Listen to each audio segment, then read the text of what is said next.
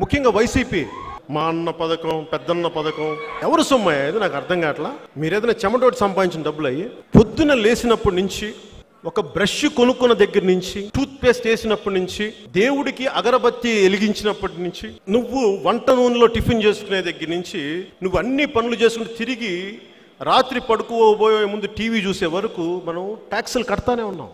అది జిఎస్టీ అనండి, sales tax అనండి. ఒక 60 గజాల స్థలం అమ్ముకున్నా వైసీపీ వాళ్ళగా 6,000 ఎకరాలు సంపాదించుకుని ఏదైనా సరే ట్యాక్స్ కట్టాలి.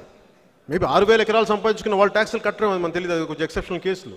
కొన్ని వ్యసనాలు ఏదైనా అలవాట్లేని ఉంటే స్మోకింగ్ కానీ ఇవి కానీ వాటికి 27% లేదా 70% ఈ ట్యాక్స్లన్నీ కట్టి వెళ్తే అవన్నీ ప్రభుత్వ ఖజానాలోకి చేరిన తర్వాత అయ్యి మనందరికీ ఒక క్రమ పద్ధతిలో అభివృద్ధి పదంలో పంచాలి. అలా కాకుండా వీళ్ళు నాకు ఓటేస్తారు వీళ్ళకి పంచుతా, వీళ్ళు నాకు ఓటేశారు కాబట్టి వీళ్ళకి పంచుతా, వీళ్ళలో కూడా వాళ్ళకి ఇస్తాను వీళ్ళకి ఇవ్వను, ఆ పెద్ద ఆయనకి పెన్షన్ ఇస్తాను ఆ పెద్దమ్మకి నేను పెన్షన్ ఇవ్వను, వీళ్ళకి నేను రేషన్ కట్ చేస్తా వాళ్ళకి రేషన్ ఇస్తా.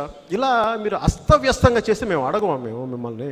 మీరు కోడికత్తు గ్యాంగుల్ని పెట్టుకొని, కిరాయి మోకలు పెట్టుకొని, లేదంటే బాంబులతో దాడులు చేస్తామంటే మేము భయపడతామా?